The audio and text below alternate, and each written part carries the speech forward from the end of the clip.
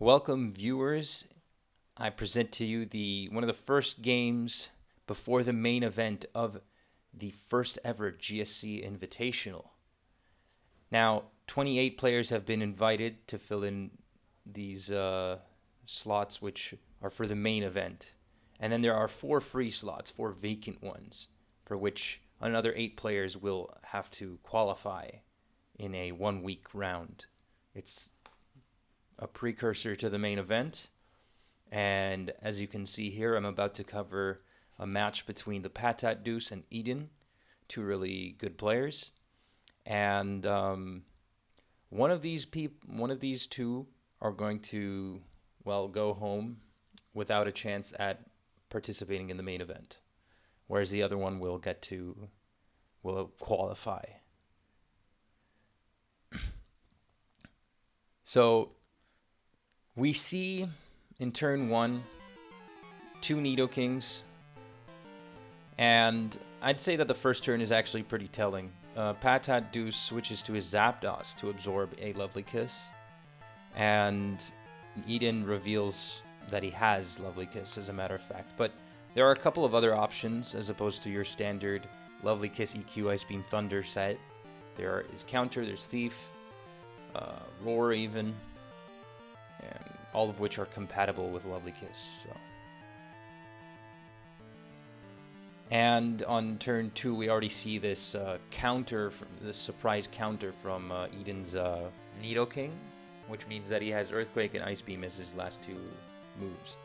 Zapdos is pretty much forced to click Rest because, it's a very reliable attacker, but unfortunately, he's already forced to rest, and due to Sleep Clause, Nidoking has another Lovely Kiss, so. And now it seems as though the Zapdos is in range and just couldn't get the right Sleep Talk rolls to threaten the Nidoking there, force it out. So in comes the next best answer, which is Snorlax. Of course, we don't know if it's Sleep Talk just yet. Could be Mono. Unfortunately, Patatedouce switches in on a turn in which his Zapdos takes an Ice Beam, so it might have been a misprediction there. But at the very least, he gets Lovely Kiss on Nidoking, which is rather huge. It's pretty good in this scenario, considering that with the Zapdos out of the way, EQ looks all the more threatening for Patatedouce's team. I'm gonna guess that he has something like he could have a Steelix, not likely, or a Tyranitar in the back, and then a Cloyster. So, yeah. Cloyster could be a little bit threatening to Eden's Nidoking, but I don't think he's going to be bringing it in anymore. So he has an advantage as far as spikes are concerned because he has 1 extra turn over the Patatedouce, who's going to follow up with his own spikes. And at this point, Eden has a free choice of switching in or attacking or just to chip down that Cloyster there. Not to mention he has no concern now of Zapdos coming in and threatening out the Cloyster, so he has many more opportunities. And Gengar comes in taking a Surf, and we don't see any Tyranitar as of yet, but what we do see is Thunder from the Gengar, which has a chance at dealing more damage to Starmie and also paralyzing it. So it also does significant damage here. Now, this part's rather interesting because now that the Patatedouce's Tyranitar is paralyzed, if Gengar has Hypnosis, then it cannot do much to the Tyranitar. So, personally, that turn is rather interesting. So on turn 17, I may have just chosen to click Pursuit on that turn, because it would very likely have KO'd, and that would have paved the way for the Snorlax, who could have just freely set up. Yeah, Earthquake is good if you're expecting for any reason, like for this Gengar to stay in, but I wouldn't expect it to. Chances are, if it has Dynamic Punch, yeah, I could click it, but it would be risky. It's not a misplay by any means, but Eden has the upper hand so far, and has been capitalizing off of his advantage. So this Nidoking looks like it can put in some work there. Unfortunately, no damage on the Zapdos, as it takes a Hidden Power Ice from it. So, and this does not appear to be counter Nidoking, but you never know. So Snorlax comes in on the Hidden Power. Good call. That means he's free to essentially click Sleep Talk here without too much of a worry. He gets the rest, so it means that even if this Zapdos clicks Thunder, it wouldn't be in range. But instead, we see a Whirlwind Zapdos. That's pretty interesting. So, and it brings in none other than Cloyster. So, very threatening, especially in this situation right now, as the only reliable check is Snorlax, and he would have had to predict a Whirlwind here, or just taking damage from T-Bolt. So, really tough spot now. What was once a semi-decent or manageable spot now looks like a very difficult one. And we see the last. So the last reveals to be Gengar with no leftovers. So it's Thief Gengar. As it takes a paralysis from T-Bolt. So that's rather... This is very unfortunate. I can't say Eden didn't play to the, let's say, the benefits of what a team like this could offer. And obviously, when you're playing with offense, you do want to capitalize on those moments in which you get, the RNG in your favor. At least in my opinion, it's a little bit better equipped. So in comes Nidoking, or rather, it gets phased in, and it's just going to be forced to take more and more damage over time. But Eden does not get the right prediction there. It's still no matter because the Nidoking was in range. And at this point, his Snorlax should 1v6, but it can't. It's just not feasible with at least two explosion users. The turns are going to end rather quickly, and Snorlax is never really going to get the chance to use rest and recover. Had this been Generation 4 with GSC mechanics, then this Snorlax would be able to rest up, and boom wouldn't matter at all, and there would be no way to phase it. So yeah, this is pretty much game one. Good call by Eden, and in what seemed like a pretty close mirror match there. So I guess I'll just recap and do game two again. So game two, my voice is shaky for whatever reason. Patatedouce has yet to score a point, and Eden is on the board. So Eden can win this game and go home victorious. Or Patatedouce can contest it and try and win, but he'd have to win 2 straight games. So let's see how that plays out. So we see Jinx lead, and it says Zakru's wife.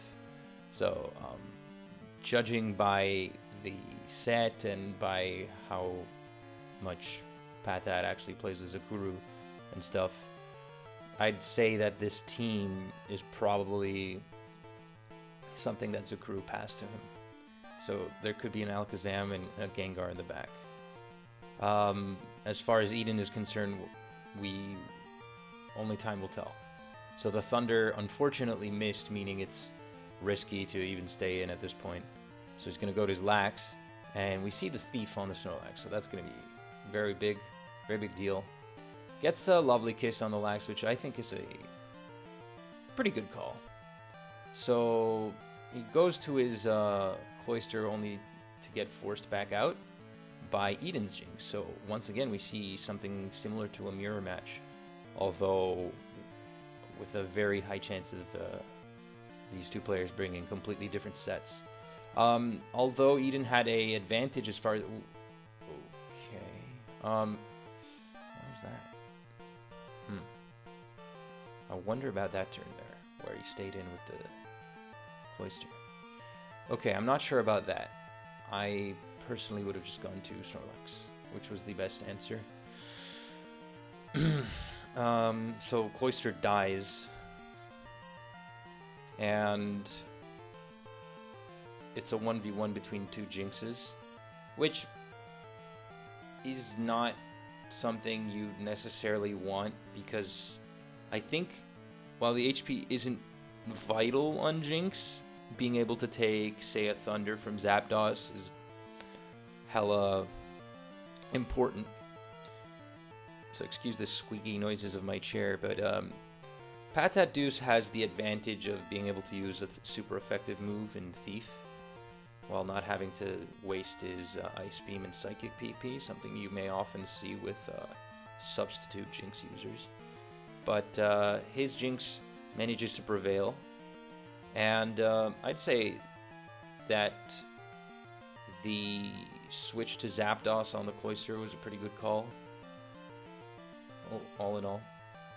Although some might argue it might have been better to just stay in with Jinx there. Though it definitely was in range of Surf, so you'd have to decide if you actually want to value the damage on Cloister. I guess not really, because there's not much to gain from it, so switching to Zapdos was a good call. I'm just thinking. So Eden's Steelix explodes. That also means that Patatedouce's Snorlax has a free opportunity to just sweep with no phaser contesting it whatsoever. And now Patatedouce dodges his second Thunder, so he's really trying his luck, but it seems to be paying off. Alakazam deals a neat amount of damage. So this is interesting. So the Snorlax that Patatedouce's Jinx manages to get a Lovely Kiss on is probably not Sleep Talk. So in this situation, let's suppose it had another 30 HP. It would have to rest, and then this Alakazam could just use Encore the next turn. So it wouldn't be able to do literally anything. So you're damned if you do, damned if you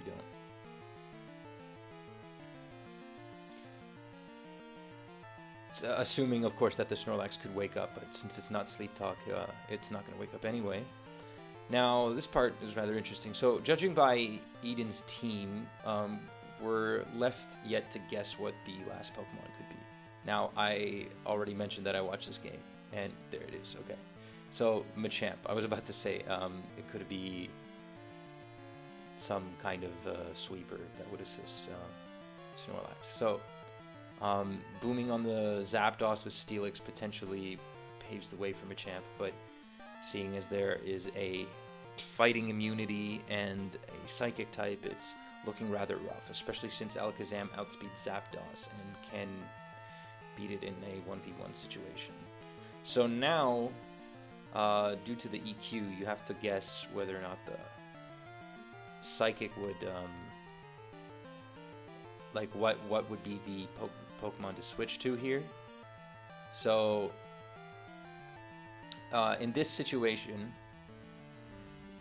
his Eden can click Boom and try and target the Alakazam, or click Surf, but that won't really do much, and damage the Gengar, depending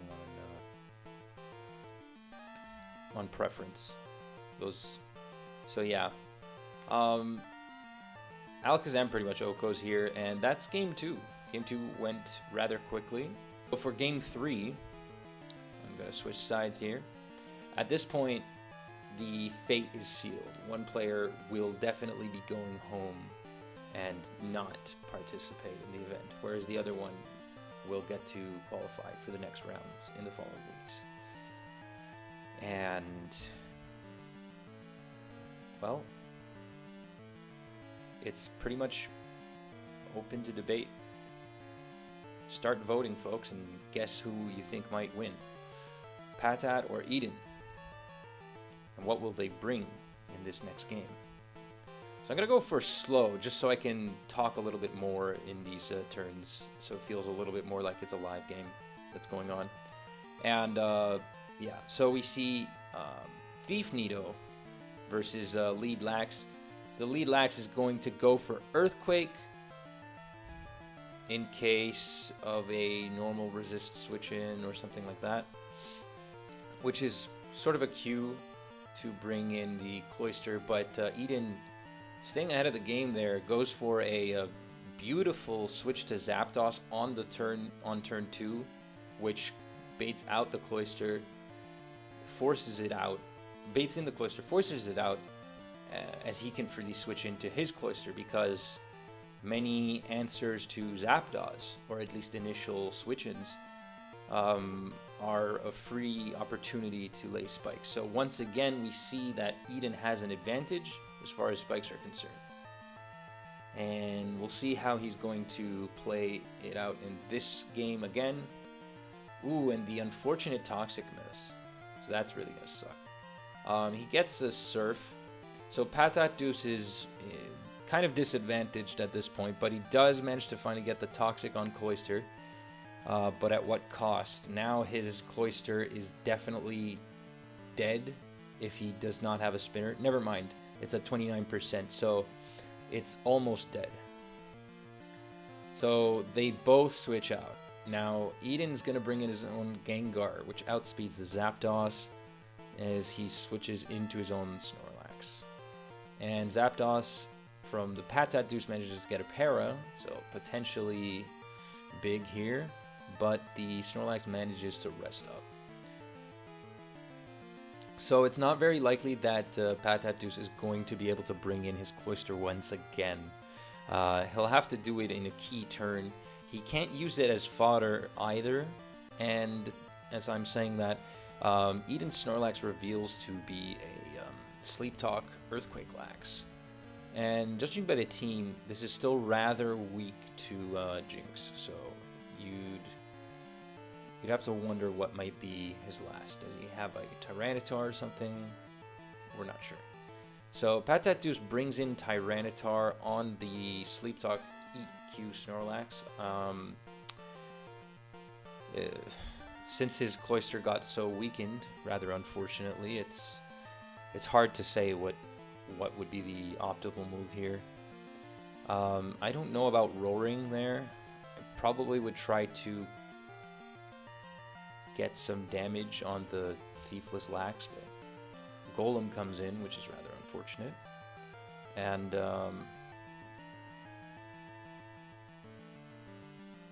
yeah, so now we see a battle of gods between two thunder gods, rather.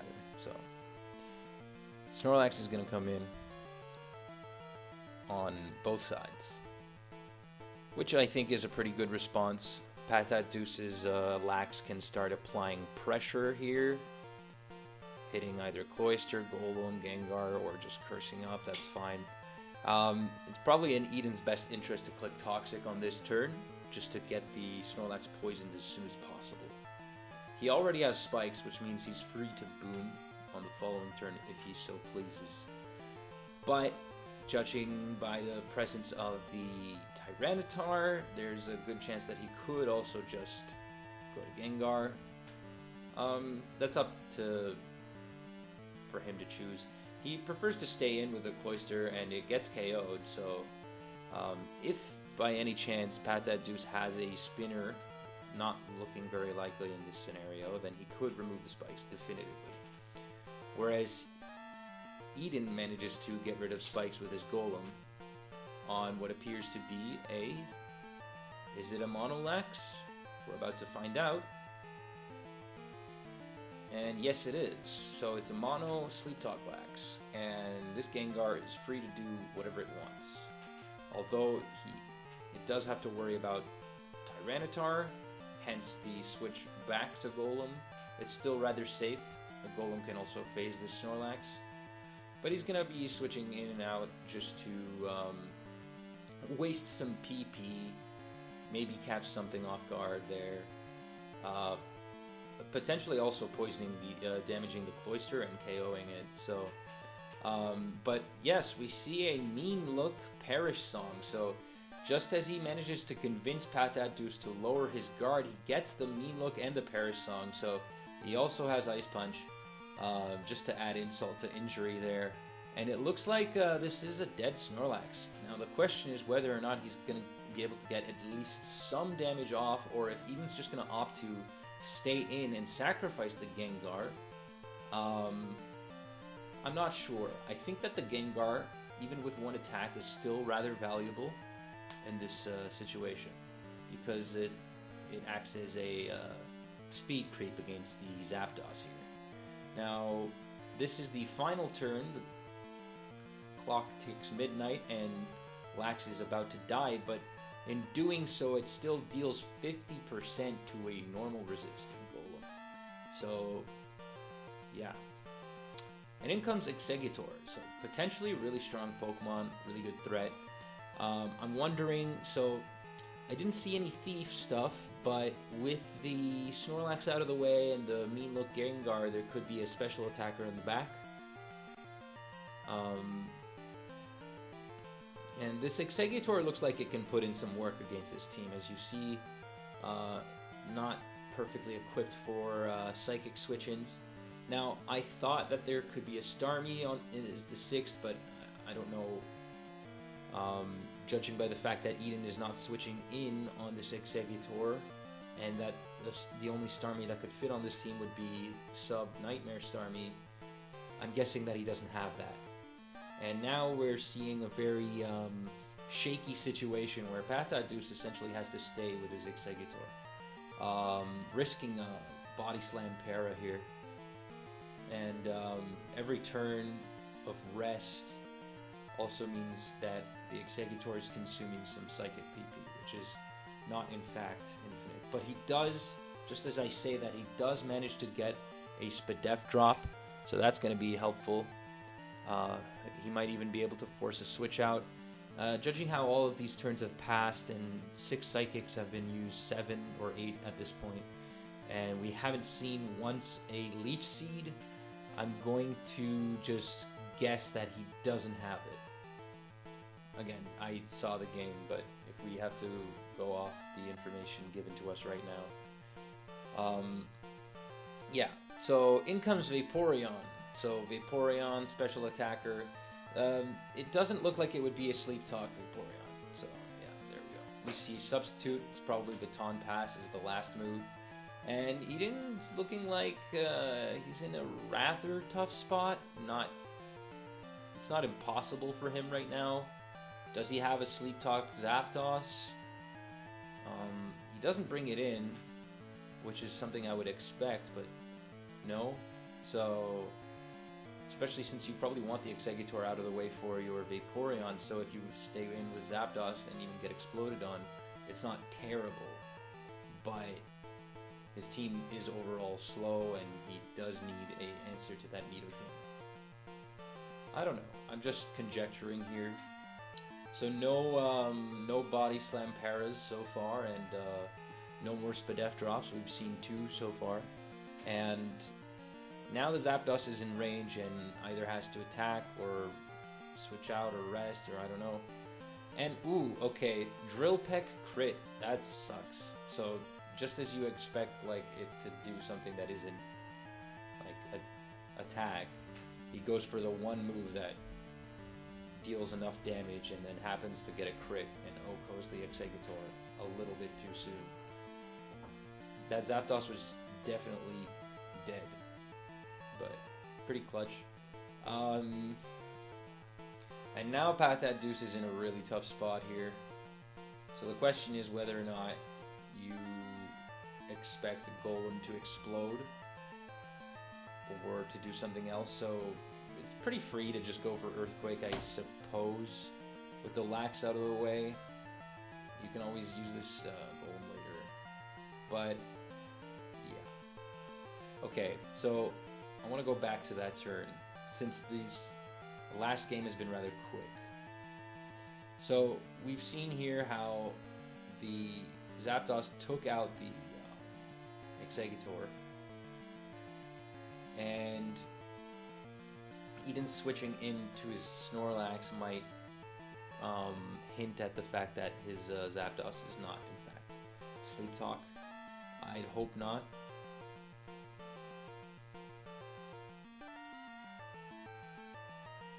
But the Snorlax only has 5 Sleep Talk BP left. And it's a little bit risky to stay in, because if you get a bad roll, then that Snorlax is potentially toast. So switching in on Golem here is pretty good, especially since it's out of range of a Hidden Power Ice. The question is whether or not this Zapdos might have Hidden Power Water, and if you're willing to, like, attack. Now, I don't know.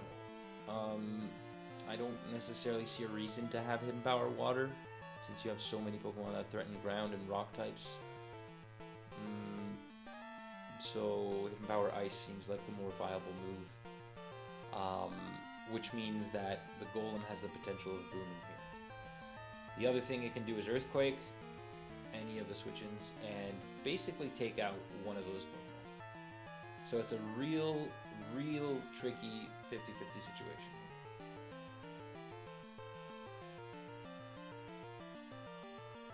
And it goes completely in Eden's favor, which is, I mean, a good thing for him, of course. Now this Cloyster can live at least one other turn, maybe get those spikes off. Not sure if it's going to pay off, but it's probably going to let the Cloyster. So this turn he goes for Explosion, when I think he could have just switched to his Tyranitar. Because we've seen Mean Look Perish Song, Ice Punch, and I'm guessing that the last move might be Protect from the Gengar. So I think it was...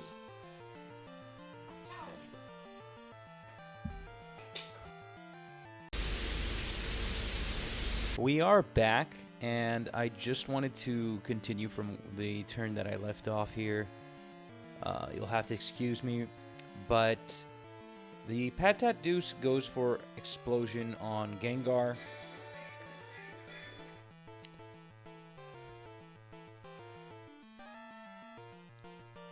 The Patatedouce goes for Explosion on Gengar. I think it would have been salvageable as some form of fodder, and it could have proven helpful against the likes of this Gengar or something else for the sake of Zapdos. Since spikes are definitively going to be down, I think it might have been worth the risk to use Tyranitar here and essentially switch in on what potentially could have been just a nice punch. We haven't seen the fourth move on this Gengar, but there's reason to believe that it's either like Destiny Bond or Protect, but not an attacking move. So that's just a remark I wanted to add there.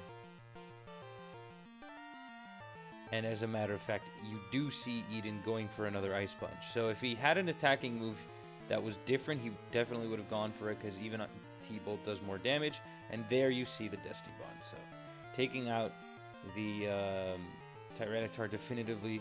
But yeah, the game is over at this point. You see that it is in fact Hidden Power Ice. Doesn't KO the Golem. And there we go. So that's... that was the final game. So congratulations to Eden, who played his cards right, taking all the right sorts of risks. Game 1 was a little bit unfortunate for the Patat, and I think that he didn't start off quite well in that game, so it was hard to come back from that. And congratulations on qualifying, and yeah, that's pretty much it. So stay tuned.